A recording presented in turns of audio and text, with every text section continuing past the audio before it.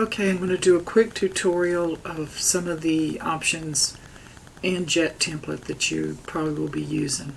My screen may look a little different from yours because I'm in my designer account. But anyway, basically, your templates that are available that you purchased will be in templates, and you choose the one that you want to go ahead and edit, and you notice that it gives the description of what each one is. When you hover over it, it shows the size. These are the 4x6 cards. This is the phone thing template. These are a couple of the larger signs, and this is the funeral program that you'll probably be starting with. Whenever you switch to another template, it wants to know if you want to save the previous template. If you made changes, okay. If not, just say cancel to avoid messing something up. Okay, this is an 8.5 by 11, prints straight on a sheet of paper, and which you would fold in half. So it's 2 pages, and each part is editable except for the background. I kind of locked the background flowers in so they won't move around when you're trying to edit everything else, except for maybe, yeah, that one's locked too. But anyway, just to show you real quick how to change a photo, click on the photo, and when it highlights the box, replace image, and then you're going to drag your photo over here. So let me real quick show you how to pull a photo in. I'm going to put, I know this is not a older person, but anyway, I'm just going to put a picture here. Okay, whenever you want to add a picture to your template, all you have to do is click on that picture and it will pull it over. Now in this case, it went ahead and replaced the picture that we had, and it nicely happens to fit in that. You can adjust it, but you notice how it went ahead and pushed it to the back. That's because the photo I had in there was pushed to the back. But now, say like, I'm gonna delete that photo, hit my delete key. Let's try it again, and here's the photo in the front. Let me show you how you're going to get it in the back. First off, if the photo has too much area around it, and you want to crop it, when it's highlighted, you go up here and you're going to have all your tools to edit your photo. Here's your crop button, so it's going to allow you to say like you want to take out some of the excess, which it's already kind of done for us, and that looks about right to me. So we're going to crop it down to that size. Now, it's probably still a little large for our frame. But you notice it's in front of the frame. My frame has a transparent. So what you want to do is push it behind. So you're going to come up here to this button tool up here, which drops it behind.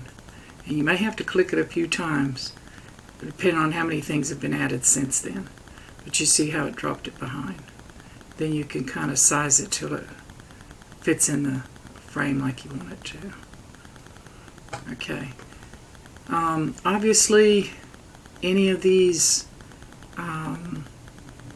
text boxes that you want to change the text, you can change the lettering. Say like this is Lily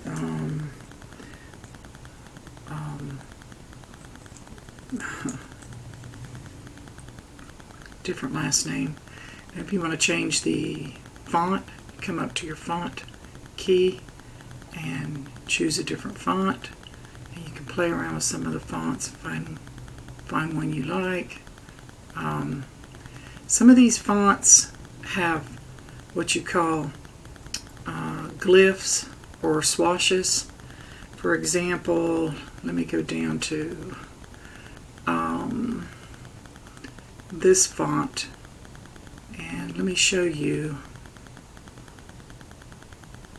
Okay, you see this right here? That's the tool to bring up your glyphs and swashes. And what did my ended with an E? There's an E. It's kind of in a way. Let's see. So there I have an E with a swash. Say like I want to balance it. The swash in the front. Let me see if I can find a. The L doesn't, capital L doesn't have a swash. But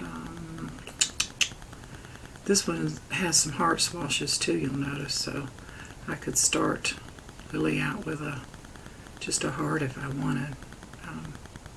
Now I want to click this box until all of those blue squares come up to be able to edit that particular box. Notice how I can resize that box. I want the hand to come up in order to be able to move it. You'll see the green line where it shows I can actually center it. So that looks dopey, but I just wanted to show you how to use the glyphs and swashes if it fits in with your particular look that you're going for. This is the front and this is going to be the back because it's going to be folded in half. So you can put whatever you want on the back. Pictures. Sometimes the obituary runs long over to the back page. And so this is going to be the inside. And of course you want to change whatever you want to change for your wording. I just have a scripture down here to fill up some space. The flowers, like I said, are locked in. Okay, so when you're done, what you'll do is you'll click the Save button. I don't really want to save it, but anyway, because I made a mess of it, but I'll show you. To download it, you'll have a choice between PDF, JPEG, or PNG. For printing, you'll probably want it, especially if you're going to print it yourself, PDF, and you don't need to add a bleed or trim marks because it's going to take our full 8.5 by 11 page. You can also download it as a JPEG if you want, but I would suggest on this one a PDF. Okay, so that's, let's see, what else can I think to tell you? As far as the text, once you highlight your text box, there's a lot of tools up here. In fact, you do the drop down button and you're going to see you can actually squeeze your text closer together, further apart. You can, your line height, here's an example, line height, further apart, closer together. I think I actually used that feature here to get my lines a little bit further apart.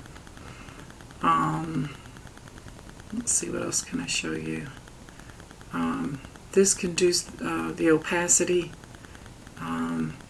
You might use that on pictures, or I guess you could use it on the text.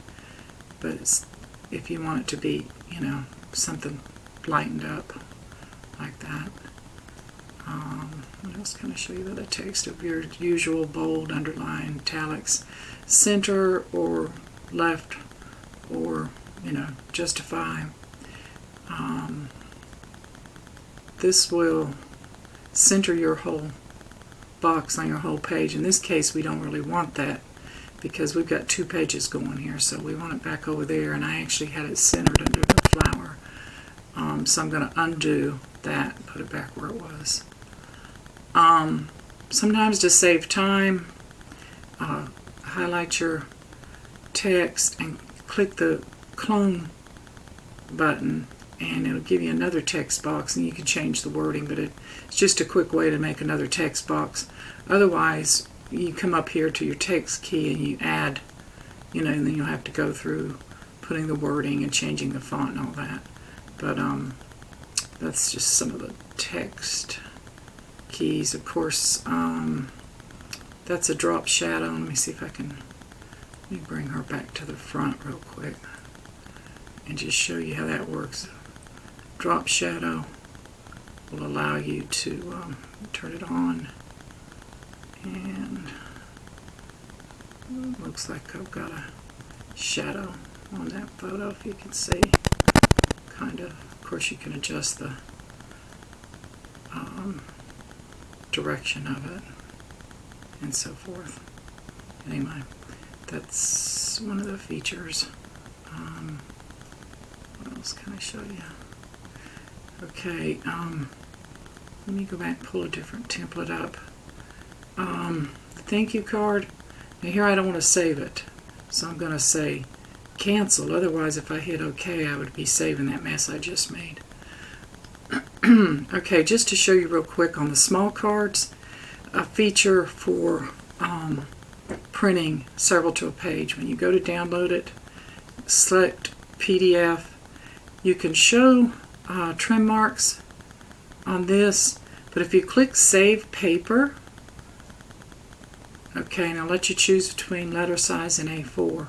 But in this particular case, since it's a 4x6, when you download it, it's going to save 2 to a sheet, and it's going to show the cut marks. And let's see if I can pull that up real quick and show you what I mean. Okay, so here's the PDF that it saved for me, and you'll notice it's 2 4x6s to a sheet with the cut marks included. So that's, you'll want to do that. And remember, that's just the save paper format. That'll work with the 5x7s. The 5x7 card. Let's see where that would be. Well, anyway. Oh, here's an example I can show you of a swash there at the end. And now this 8x10 is just here so you can use it for whatever you want. If you want the picture on it, if you don't. I left these not locked so you can remove them if you want. Or whatever you want if you happen to need an 8x10 sign for something. Okay, I think that's all I can think of. Will be the basic things that you're going to be using. Of course, if you have any questions, like I said, please send me a quick message if you have any problems at all. Okay, thanks.